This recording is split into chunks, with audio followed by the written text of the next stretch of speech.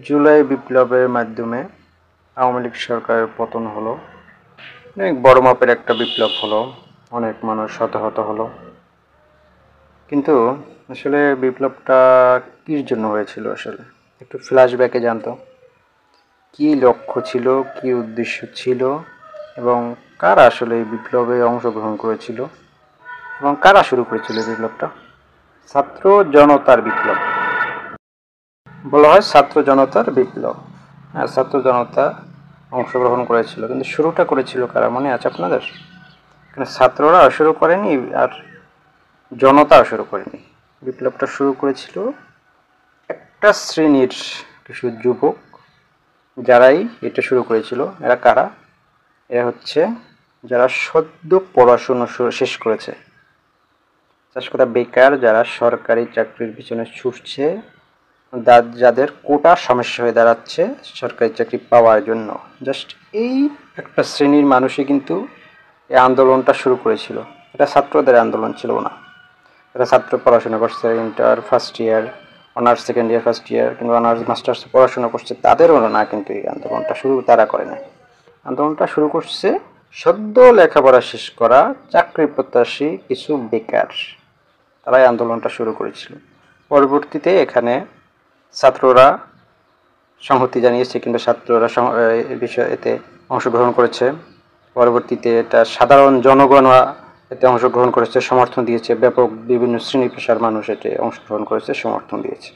কিন্তু আমরা যদি ফ্ল্যাশব্যাকে চাই, আসলে উদ্দেশ্যটা কী ছিল? কোথা থেকে শুরু হয়েছে আন্দোলনটা? কী লক্ষ্যে শুরু হয়েছিল আন্দোলনটা? আসলে সেই লক্ষ্য উদ্দেশ্য সেটা কি আসলে আমরা ভুলে গেছি না মনে আছে আমাদের? ভুলে গেছি বলা যায়।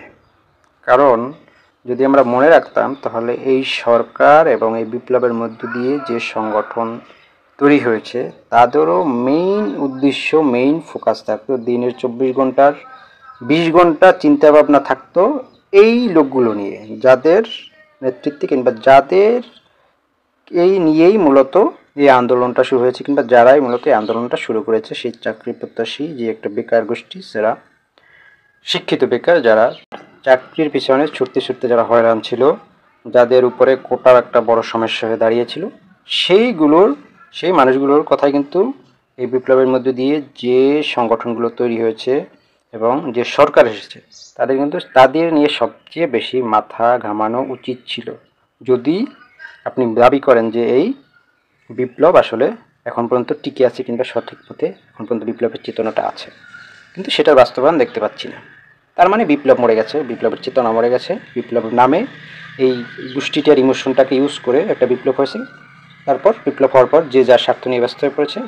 এই বিপ্লব দিয়ে যে রাজনৈতিক দল আসছে, এনসিপি কিংবা জাতীয় নাগরিক কমিটিগুলি কিংবা বর্তমান সরকার, সবাই আসলে বলা যায় এই বিপ্লবটাকে কিংবা ওই মানুষগুলোর, ওই বেকার শিক্ষিত বেকার মানুষগুলোর ইমোশনকে ব্যবহার করে তারা ক্ষমতায় এসেছে, রাজনৈতিক দল গঠন করেছে, সংগঠিত হয়েছে, কিন্তু পরবর্তী সময় তাদেরকে ভুলে গেছে। জিনিসটা এক প্রকার এরকমই কিন্তু হয়েছে। একদমই কিছু হয় না তা বলবো না, যেমন সরকারি চাকরির বয়স বৃদ্ধি করা হয়েছে, আবেদনের ফি কিছুটা কমানো হয়েছে, এই জিনিসগুলো হয়েছে। কিন্তু ব্যাপক যে উদ্যোগ এই লোকগুলো নিয়ে, এই মানুষগুলো নিয়ে যে ব্যাপক উদ্যোগ, বেকার সমস্যার সমাধান কিংবা নতুন বেশি বেশি করে কর্মসংস্থান সৃষ্টি, এই জাতীয় বিশেষ করে শিক্ষা ক্ষেত্র নিয়ে আসলে বর্তমান সরকার কিংবা এই যে বিপ্লবের মধ্যে যে সংগঠনগুলো আত্মপ্রকাশ করেছে, কোনোটারই আসলে মাথা ব্যথা নাই বললেই চলে এক প্রকার। আদৌ এটা দিয়ে প্রমাণ হয় আসলে এই মানুষগুলোর ইমোশন, এই মানুষগুলোর ভাবনা চিন্তাকে ইউজ করে বিপ্লব সংগঠিত হয়েছে এবং বর্তমান সরকার গঠিত হয়েছে, রাজনৈতিক দলও হয়েছে, কিন্তু জাস্ট এদের ইউজ করা হয়েছে। কিন্তু আদৌ বিপ্লবের সেই চেতনা এখন নাই, মরে গেছে। এটাই বাস্তব কথা। কিন্তু এটা কি আসলে আমরা চেয়েছিলাম? এমনকি যাদের নেতৃত্বে কিংবা যাদের এই ভাবনা চিন্তা কিংবা যাদের উদ্দেশ্যে এই বিপ্লব, যাদের সমস্যা সমাধানের উদ্দেশ্যে এই বিপ্লব, সেই মানুষগুলোর কথা আসলে অনেকটা ভুলে গেছে। সরকারে যারা আছে তারাও আসলে তাদের কথা চিন্তা করছে না। মানে সব কিছু বিপ্লব যে একদমই বেহাত হয়ে যাওয়ার একটা বিষয়, সেটা আসলে অনেকটাই ফুটে উঠেছে আসলে।